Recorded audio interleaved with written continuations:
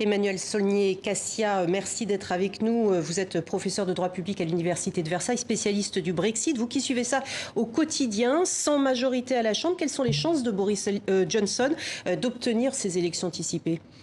Pour l'instant, il n'a aucune chance parce que pour obtenir des élections anticipées, il faut l'accord des 2/3 de la Chambre. C'est une disposition assez nouvelle qui date de 2011, justement pour que l'exécutif n'impose pas ses vues au Parlement, notamment par le biais d'une autodissolution.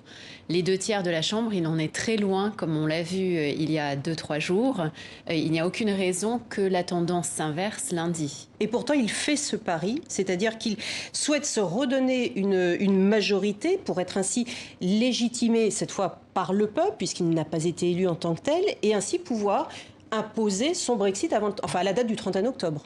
Oui, c'est ce qu'il dit depuis le début. Il sait qu'il a une fenêtre en termes électoraux parce que les sondages sont favorables au Parti conservateur. Mais pour cela, encore une fois, il faut l'accord de la Chambre préalable, l'accord de la Chambre des communes.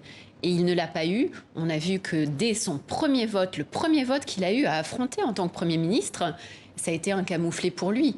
Et les votes successifs à la Chambre des communes ainsi qu'à la Chambre des lords hier, qui a donc permis d'adopter de manière définitive en dernière lecture le projet de loi qui a été déposé de manière tout à fait inédite par les députés, a été adopté donc sans amendement aux Lords, ce qui permet de clore le débat parlementaire et de passer à la promulgation royale. Eh bien, il a perdu l'ensemble des votes. Donc, et alors, s'il n'a pas ces élections, qu'est-ce qui va se passer concrètement ?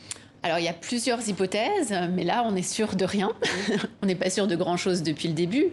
Il a dit qu'il ne souhaiterait pas et qu'il ne voulait pas, qu'il préférait mourir dans un fossé plutôt que de le faire, demander une extension nouvelle de la période de négociation à l'Union européenne. Là, il n'a pas obligation de le faire alors que les Lords et les députés le lui ont demandé. Eh bien, c'est toute la question. Il y a le contre-seing de la reine et il y a l'accord de Bruxelles qui doit obtenir. C'est toute la question. Avant même l'accord de Bruxelles, effectivement, il y a l'accord de la reine qui doit permettre la promulgation de la loi, c'est-à-dire que le projet de loi devienne véritablement une loi et que ça crée donc une obligation légale pour le Premier ministre, que cette volonté parlementaire. Ensuite, il faut qu'il demande avant d'obtenir. Donc, il faut qu'il envoie une lettre de demande de prolongation des négociations. Et s'il fait cette demande, il faut effectivement que l'Union européenne l'accorde à l'unanimité. Et selon vous, les 27, qu'est-ce qu'ils vont dire ?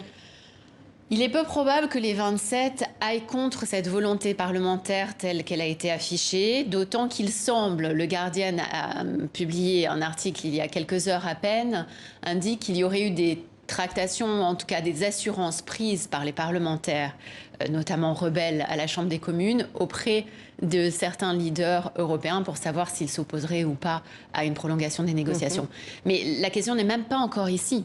La question est de savoir si Boris Johnson va effectivement demander cette prolongation.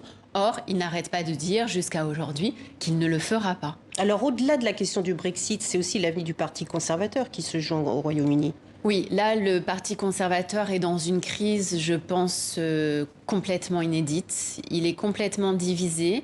Il est divisé entre la partie du parti qui est la plus extrémiste, j'allais dire extrême, mais on va dire extrémiste, et qui gouverne aujourd'hui, c'est-à-dire Boris Johnson, c'est-à-dire Jacob Rees-Mogg, qui a montré de manière très populiste.